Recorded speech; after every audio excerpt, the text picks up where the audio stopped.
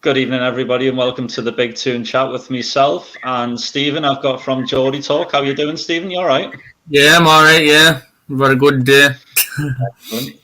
And I've got a very special guest, a fellow Man United fan. We've got Fatboy Slim 886 on Twitter. How are you doing, Joe? You all right? Yeah, I'm all right. Thank you, mate. Yeah, no, I'm pleased to be doing this for you guys. Nice to do some work with some other channels, obviously.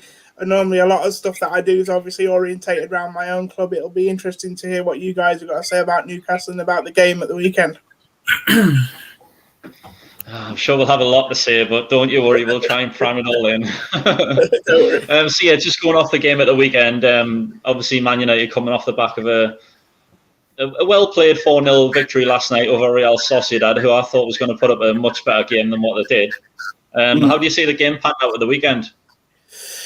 It's going to be a lot different to Sociedad, let's put it that way, mate. I mean, obviously, you got what you expect from the Spanish side on Thursday. You got a team that wanted to keep possession, that were going to attack you, be brave on the ball. But with that, they were going to leave a lot of space in behind, a lot of space in between the channels, between the centre-back and the full-backs. And to be honest with you, if there's a perfect opponent for United, that's probably it. You know what I mean? This current Man United team, they love space. They're all about pace and attacking areas and attacking space. And obviously you don't, well, as you've seen in the Premier League recently against some of the sides they've played against, you don't always get that. And I don't think they'll get that against Newcastle. And therefore, that's why I expect Newcastle to be a much tougher game at the weekend, but obviously for different reasons, if you know what I mean. But yeah, Sociedad played into Man United's hands on Thursday night because that's the way that they play, and they would just happen to be set up perfectly for United. Yeah, I agree. I mean, the last time Newcastle won down at Old Trafford was 2013. It was Johan Cabaye, wasn't it? Johan Cabaye, yeah. I was there. I was in the East Stand right behind the goal, funny enough, and I remember it was quite a late goal, I think. Was it 0-0 quite late, and then I think he snatched it, made it 1-0, did it end?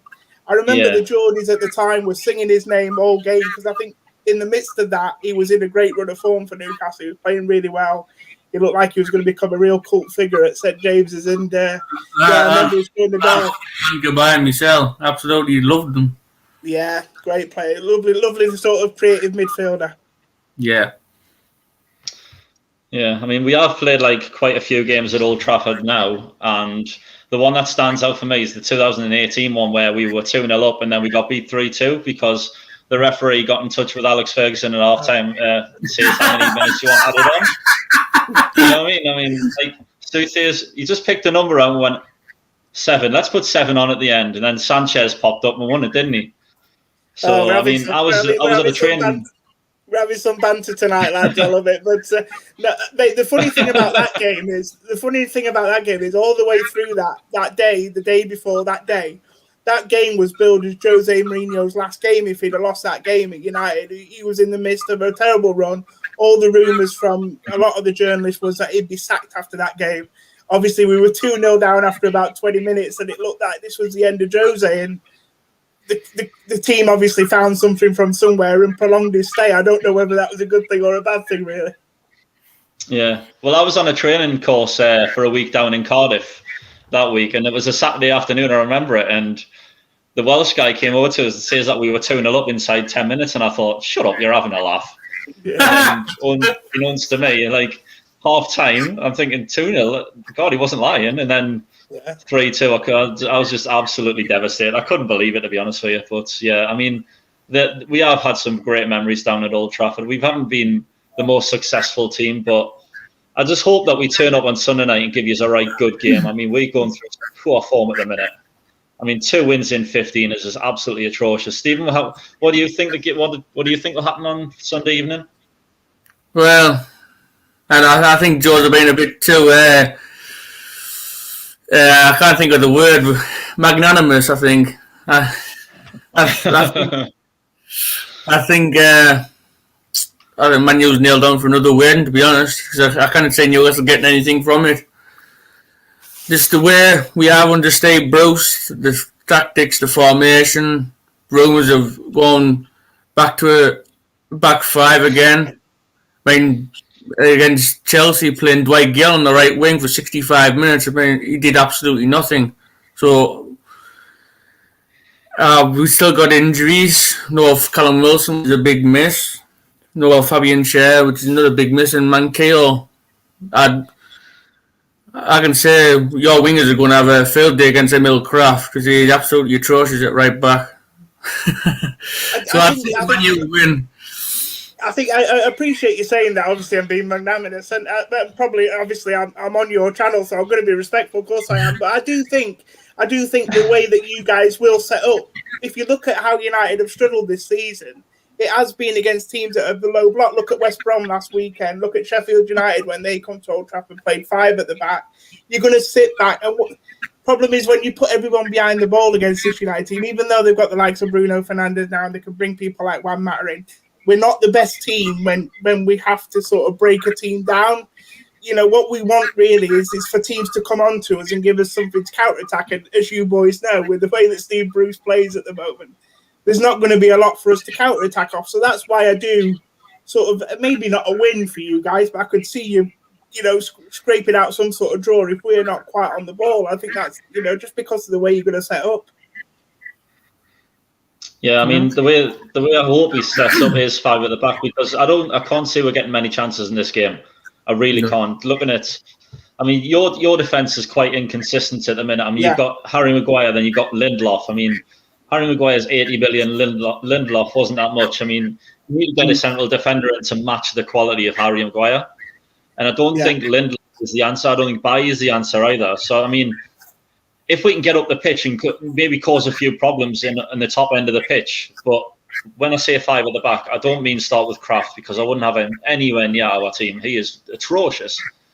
I would have Jacob Murphy right wing back, and Jamal Lewis. I mean, is he in need of a rest? He's inconsistent at the minute. So Matt Ritchie's there. I don't know what's happened with Matt Ritchie at the minute, but maybe bring him in, see what he can do. I mean, as long as we're getting the faces of the Man United players the first half an hour, give them a good kick in, making sure like they've been in a right good war with us, then I think we'll cause an upset with maybe. I'm going to say ambitious and maybe nick a point. Yeah, I think you're spot on, mate. I think that's the key. Stay in the game for as long as you can, because don't forget this United team as well. It's not absolutely brimming with confidence when it comes to league form. They struggle, they feel under pressure because obviously City don't look like dropping any points. So if you guys can get to, like, say, first half an hour, half time, not concede a goal, then United are going to get more and more desperate. Another big miss for United is obviously Paul Pogba as well, because obviously in the last couple of months, we've started to see more about what we wanted to see from Paul Pogba when we first signed him. And, that's been key. And he's obviously injured as well. So that puts more creative burden on Bruno Fernandes. And if he does happen to have an off day, which he has shown he can do over the last couple of months, then it does become tough for United. Because when you look around that United team, in terms of midfield creativity, there's not a lot. We as United fans are really critical of the fact that we play McTominay and Fred together in midfield as a double pivot. We think that that's too defensive. And I think when you play against the likes of you guys, who will come and, with all due respect, look for that point and look to battle and whatever, you need someone who's going to have the ability to unlock you. Because I just think Steve Bruce is going to make this awkward for us. I think that's the way he sets up. And I know you guys don't like that, and I feel sorry for you guys, but I think it's the best chance at the moment for you to try and get something at the weekend.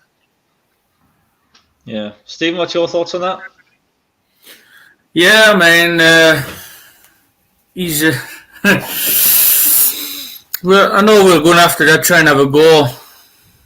But it's just having a go and just having a go. I mean, I think we'd have to trying to be conservative. Because if we go a goal down within the first 15, 20 minutes, the heads will go down. And we'll just play like we did against Chelsea. No direction. Going forward, not getting enough chances on goal. De Gea, at least try and force De Gea into a few saves. He's got a mistake in him, De Gea. Whether Joe would agree. Yeah. He has got a mistake or two in him, because that's the way he is. He's the way he has been since he signed for Man United. But I still say Callum Wilson's a big miss because who are you going to put up front that can fill the void? I mean, there's Mickey, but he's like a number 10. You have Maxine, you have Fraser. I would play that sort of formation just to really get at Manu. I mean, look at that game where we were 2-0 up inside 10 minutes. We were brilliant. Absolutely brilliant. Kennedy, Muto, absolutely bossed it. We should have had a penalty as well. And ball as well, wouldn't it? Yeah, No, I was at the game. So, yeah, for the first 20 minutes, you guys could have been 3 or 4 up, definitely. Could have. I was out having a drink with my mate. And he was checking the score for us. And he said, oh, Newcastle's 2-0 up at Man U. I said, shut up, will you? He said, stop having me on. Go and get us another drink, will you? And he showed us his phone. I said, I'll shut up. So anyway, I think, it's going to be a tough game. That's what I'm going to say. Yeah, I don't think away teams get penalties at Old Trafford. Is that right, Joe? Don't talk to a Man United fan about penalties, mate. I mean, dear me, we get all sorts of stick for that. Manchester United, that Penandes and everything. I've used it too a few times. We've heard it all before. Mate, I think, to be honest with you, there's a few myths being busted since Ferguson retired, to be fair. You know, the team does give away more penalties now at home. I think, to be honest with you, they have lost a bit of an aura. Well, they've lost a massive aura in Ferguson. There was no doubt there was something in the psychology there. I mean, you guys make a joke of it, but, you know, when you look back now and you look at how it is, like when you look at how it is now and you look back, you know, you can see a difference with, I don't think referees are as frightened anymore. And United, even with opposition teams, have lost that aura. I used to say that, you know, in the prime Fergie days, you know, a lot of teams were beaten before they got off the bus at Old Trafford. You know, driving in, seeing the stadium, knowing what they were going to expect from today. They were probably beat before they got off the bus. But it's not like that now. You know, teams have seen that we can be got at. I think you made a great point there with Maguire and Lindelof. As United fans, we're not happy with that defensive partnership at all. We're hoping that they'll go into the market in the summer and at least buy one. You know, you could even argue they need 2, but I don't think it's a great look for the club if they start to look for replacements for Harry Maguire, or having paid 80 million for him only a couple of years ago. So ideally, they'd like to find someone that's ideal to play alongside him, but that's easier said than done. Yeah. So, Joe, do you think Ole Gunnar Solskjaer should start with David De Gea or Dean Henderson against Newcastle? Yeah, it's a good point, and Stephen made a good point there that obviously in the last couple of years, especially David De Gea has shown that there are frailties to his goalkeeping, which is a shame, really, because, I mean, to be honest with you, between 2014 and 2017, it was probably thanks to De Gea that United was still even relevant. You know, they were getting Europa League football because he was having some worldies. He was our player of the year 3 years running. I mean, it was an embarrassing time for the club, to be fair. I mean, your goalkeeper being player of the year 3 years running when you're a club like Manchester United, it's not a good look at all. And then over the last couple of years, you know, he has struggled. But I think it's a tough one now. I think United do see Dean Henderson as a long-term number one. You know, they've given him a 6-year contract, giving him 120,000 a week. But it's difficult when you pull the trigger on De Gea, because you've got De Gea there who's earning £375,000 a week, you know, and he's not going to be easy to shift on. You know, you look at the summer, what clubs want to buy De Gea now? You feel like the ship sailed for him to go to Real Madrid. You could always say PSG are in for something like that, maybe, but, you know, they're going to have other priorities. It's not going to be easy, and United aren't going to want a situation where they've got David De Gea on the bench either. So I always thought it was going to become tricky this season if De Gea had another difficult year, because obviously now he has got a genuine number 2 behind him, as good as Sergio Romero did. You know, we've got someone now who can take the gloves off him. But I think I wouldn't be surprised, because of the nature of the game, if he gives Dean Henderson another game at the weekend. There were some encouraging signs from him on Thursday. Just you know, what we're looking for from a goalkeeper at the moment, what we're lacking from our goalkeeper is a commanding presence in the box, I should say. Someone who can sort of dominate his box, and just someone who's just overall a lot calmer. Dave, there's times this season and last season, David Gea just looks really panicked and rushed, and he's lost a lot of confidence. And I think Stephen makes a great point.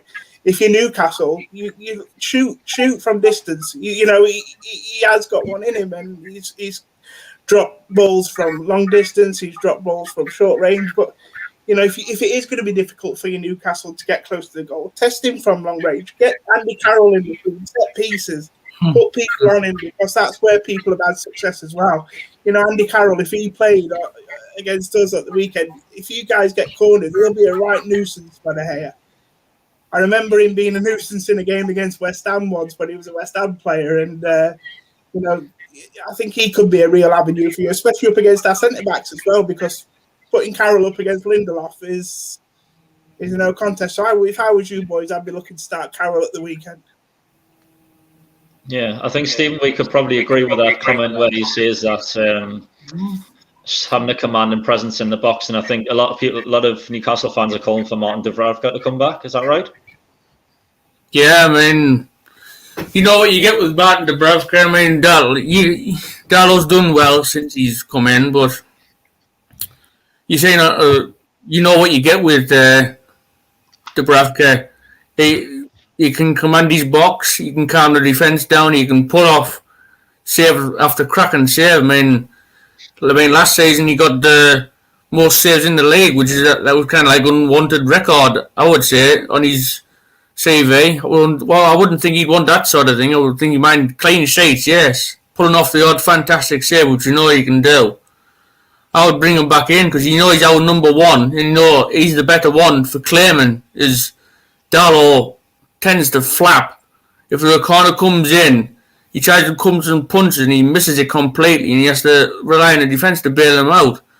So you say there, Joe, about calm influences. Well, I would say that was the same for us and Dubravka. You know what you're going to get with Dubravka. I mean, he signed a new 6-year contract. I know he's come back from injury, he sat on the bench, and he's bided his time, but I would bring him back in, especially with this game. Give Darlow a breather, because Darlow recently is started to struggle a bit after being outstanding. I kind of blame the lad. I mean, he even saved a penalty from Fernandes in that game at St James's. I think he's one of two keepers only to do that. Yeah. But I would bring Dubravka back in 100%. You know, like you say, Kev would say, you know what you're going to get with Martin. You calm the defence down under pressure, catch the ball when you need to, claim from corners, free kicks even. You just know what you're going to get with Martin Dubravka. Yeah, Stephen says you know what you're going to get from Dubravka. It's an absolute blinder against United. That's what you're going to get. I think I can think of a couple of games that he's had an absolute blinder against United. I think his debut for Newcastle was against United. Yeah, he was absolutely incredible. Right. So yeah, we do know what we're going to get. So yeah, I'd probably put him in for this game. Yeah.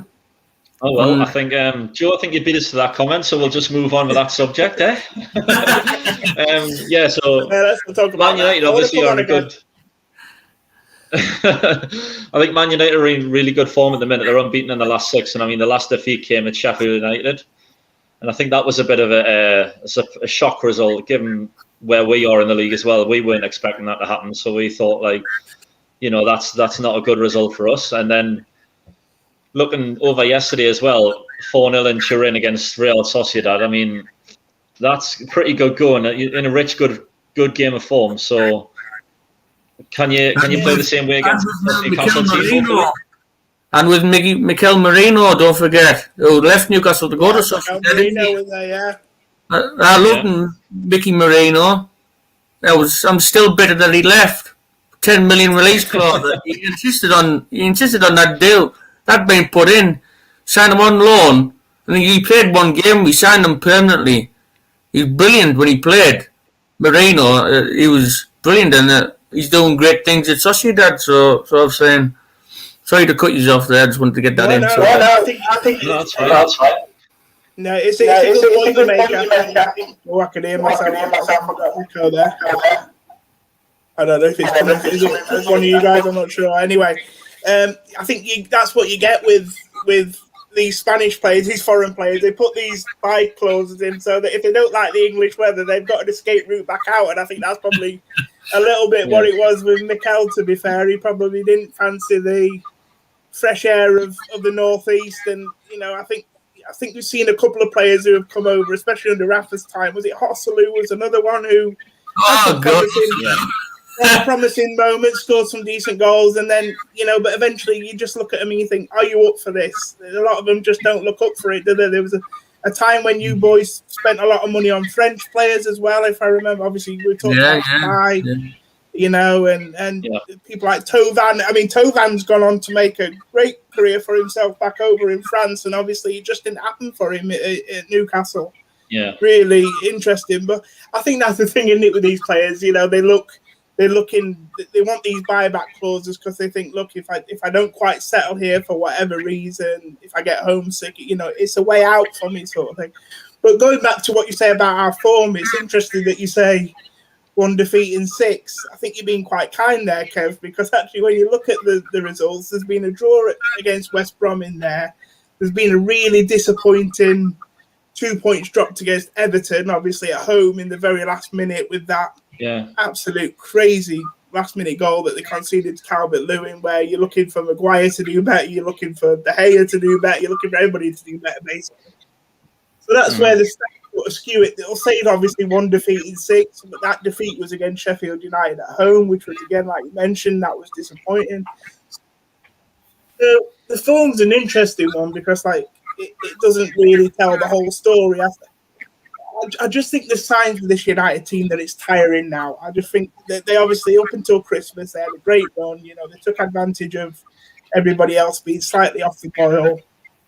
And they put a consistent run together and they found themselves where they found themselves. But actually, I think it's just starting to catch up with them a little bit now. You're seeing how consistent, really, truly great teams can be with the run that Man City are on.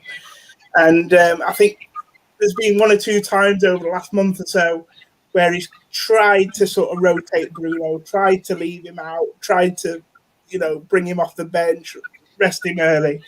And it's sort of backfired. And it's like I said to you off air earlier, the one position that United just cannot replace at the moment in the team is Bruno Fernandes. I mean, Luke Shaw is a great example. He's been fantastic at left back for United this year. But they can kind of get away with leaving Luke Shaw out because they've got Alex Tellez there, which he isn't as good, but he's doing the job for us when he plays. When they take Fernandes out of this team and they try and put like Donny van de Beek there, obviously they bought in the summer, when they try and put anybody else in that position, they can't have the same impact on the game that Bruno can. And it's a real key position on the pitch when you play a 4-2-3-1. That number 10 that Bruno plays is massive for us. And if there's no Bruno, there's no party at the moment at United. We'll see. I mean, there's a lot of talk that Ollie might look to maybe rest Bruno at the weekend. So for you guys, obviously, that might be, it might be. Listen, Ollie, rest Bruno Fernandes at the weekend. If you're listening to this, Ollie. Yeah, I'm sure he will be. I don't know why he won't be listening, lads. Yeah, we're best one around, aren't we? Yeah, exactly. Yeah. So just looking at Man United, obviously they're 10 points behind Man City in the league. Do you think more pressure's on Man United to keep up with Man City, or do you think there's more pressure on Newcastle trying to claim away from safety? Oh, mate, let's be honest with you. I'm not one to talk about, as a United fan, what can I talk about relegation battles? But I would imagine there's no greater pressure than feeling like you're going to get relegated. I feel so much for you guys over the last sort of 5-6 years. You've had a couple of relegations. And, I mean, a team like Newcastle, they shouldn't be in the Championship. I used to say it about Leeds United. You look at Leeds United, they've had it even rougher. Obviously, they were years out of the Premier League. I mean, that's a Premier League club, and they need to be in the Premier League. It's the same for you guys. So, look, I think there's no greater pressure than feeling like your Premier League status is under risk. So I think the pressure's there for you guys. But in terms of this game in isolation, the pressure's on United, obviously. They're the better team. They should win this game and win it comfortably, like you guys said. But it doesn't always pan out like that. It's not always as easy as that, especially with United. They have a habit of, these are the type of games they do slip up in, if you know what I mean. Over the last couple of years, their record against the better sides, or last season they did a double on Man City. They've had good results at Stamford Bridge, Chelsea, beating all the top 6 teams. But actually, it's this year they've actually had a better record at beating the bottom 14, if you know what I mean. So that bodes well for the weekend. But historically, these are the games that we do trip up in. So there is hope there for you guys. But from a Newcastle, looking from the outside in, you guys need to approach this with a positive mindset, because You still got that little bit of a buffer between you and the relegation zone. A point or no points is not the end of the world. It's not going to mean you go down at the weekend. Obviously, it's too early for that. So if I was a Newcastle fan, I'd like to think that you come and have a go, because I do think if you just sit there and wait for your fate in these sort of games, it'll come, won't it? You know what I mean? You might as well die trying. And look, I'm not one to talk about Newcastle fans, because you guys, you breathe the club. But I mean, I would imagine that all you want to see sometimes from your team is just them have a go sometimes. Yeah, you know, absolutely. And try, rather than you'd rather lose 3-2, 4-3 than lose sort of 1-0, 2-0 and not have a shot on target, for example. Yeah, you know what I mean? 100% right there, Joe. All us Newcastle fans would like to say is to have a right good go at the opposition. Like you say, if you lose 3-2, 4-3, at least we've had a go, and you won't be disappointed that they've had a go. But over the performances the last 19 months, it's been absolutely shocking. I mean, going down 1-0 to Sheffield United, who hadn't won a game all season, playing 5 at the back end. Sheffield United, I mean, that's still great on me. That how he just went defensive with that, absolutely shocking. We say if we play like attacking, like Joe said, lose either 3-2, 4-3, and then the players come off there and they know they've had a good game. Us fans can't grumble. It's just the way it's been played over the last 9 months, with a slight improvement in between that. Yeah. Yeah, I think, Joe, it goes back to what you said before. I mean, we don't want to approach a game with the mentality that we've got off the bus and then we're beat before we even enter the ground. I mean, we need to turn up in the first 10, 15 minutes, get in the faces, give them a right good kick and give them a right good go. Yeah. Tell them that they're there for a game and not just going to lie back and just let them attack all the game. Because being defensive against a Man United team that are on a pretty good run of form at the minute, they've got Rashford, Martial, Fernandes, that can cause problems all over the pitch. And I just hope that we turn up and give them a right good game. That's personally me. And, you know, I'll be honest with you, from a United fan's point of view, you look around this team, and there are, you know, if I was an opposition player, there are players you can get at in terms of being physical. Like you say, give them a good kick in. That's obviously an expression that you want to. I'm cool with that if you want to use that. But there are players that I feel you can bully physically. You know, like I said earlier about getting Andy Carroll on the pitch, get him up against Lindelof. Lindelof can be, you know, when I compare him to centre backs gone by for United, Rio Ferdinand, Nemanja Vidic, Jaap Stam, people like that, you know, forget his quality. Even for bravery and for sort of determination, he doesn't even come close to those guys, and he can be roughed up, and he is weak on the ball. Even Bruno, if you're physical with Bruno, you can get around him as well. You know, he's one. He doesn't like being kicked. You know, he doesn't like being sort of riled up. He can retaliate as well. You know, and you look at likes of Martial. Sometimes, well, there's more life in something else than there is in Martial. You know what I mean? So I don't smile yet. This is not the strongest. What I'm saying is, in terms of physicality, this is not the strongest United team. So I think that's, like you say, that's a good plan. You know, come, be physical, be aggressive, and have a go and see where it takes you. Because if not, you're going to lose anyway. So you might as well have a go, aren't you? You know what I'm saying? Yeah, you might still get beat having a go. That's what us Newcastle fans always say: get beat having a go. Yeah. We don't ask for much. We don't, like some of these pundits say, we ask for Champions League football. We should be grateful to say Bruce. He's doing an amazing job. He's not. All we want is a team that will try. Play for the badge on the shirt. Try the hardest. If you lose a game by playing well, so be it. The other team's been better, but that's it for me. Yeah, I think what I want to see most is some sort of reaction from Steve Bruce as well. He says that he's a fan, and I just want to see him scream at the players, shout their heads off. You know what I mean? Get in the faces of the players as well, because we don't see much from. Well, we see nothing from Steve Bruce actually. It's more Graham Jones with an iPad. That's all it is, but.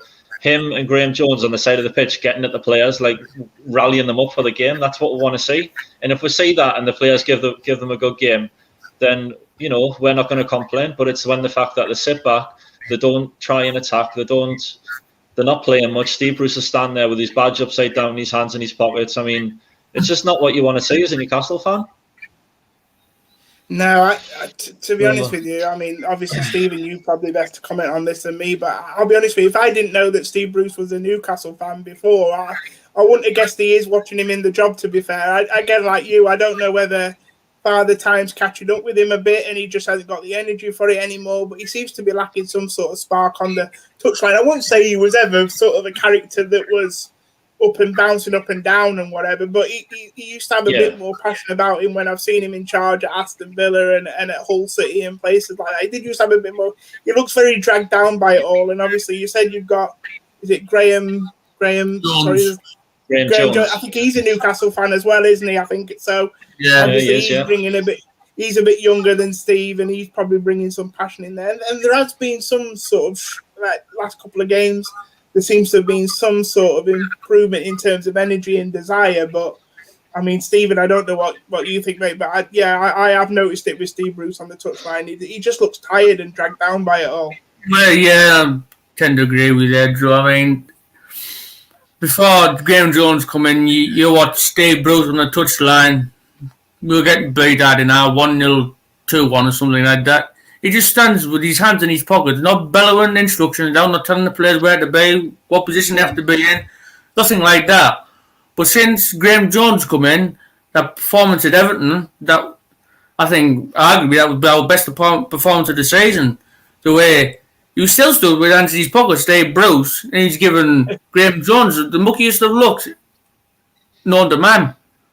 He's there, Graham Jones actually bellowing to the players, do this, drop back here, go back here, drop back here, mark your man. Even on the training pitch, he's only been there 3 days, he's gathered the players round on the pitch, showed them tactic sheets of what position he wants them to play in.